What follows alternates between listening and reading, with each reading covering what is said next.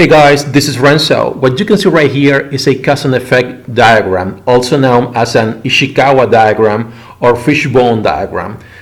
A cause and effect diagram is a diagram that shows the causes of an event of a specific problem, and it's often used in manufacturing and product development. It shows where quality controls issues may rise. In the following video, I'll show you how to create this diagram in the R programming language and its development environment, RStudio, by using the QCC package, the Quality Control Charts package. Let's get started. To create a cause and effect diagram, an Ishikawa diagram in the R programming language, it's kind of easy, really easy. It's not that complicated. We go step by step. First, we'll be using the install packages function.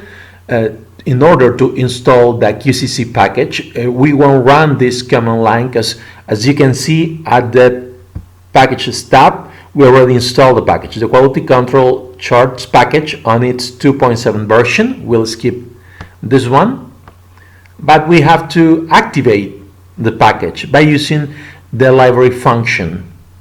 Let's run it. As you can see, it's been checked out. QCC is activated, and we go right to the creation of the cause and effect diagram of the Ishikawa diagram. We'll be using the cause and effect command line related to the QCC package in order to create the Ishikawa diagram. We'll be setting 6 categories related to the causes. The first one, measurements, as you can see right here. Next, we go right to materials. Next one, personnel. We continue with environment, methods, and finally, machines. As I said, we set 6 categories related to the causes. For measurements, we got as causes these 3 ones right here: micrometers, microscopes, and inspectors. For materials, alloys, lubricants, and suppliers. For personnel, we got 4 causes: shop supervisors, training, and operators. For environment, we got condensation and moisture. Methods, we go with brakes, engager, and angle. And finally, for machines, we got speed, bits, and sockets.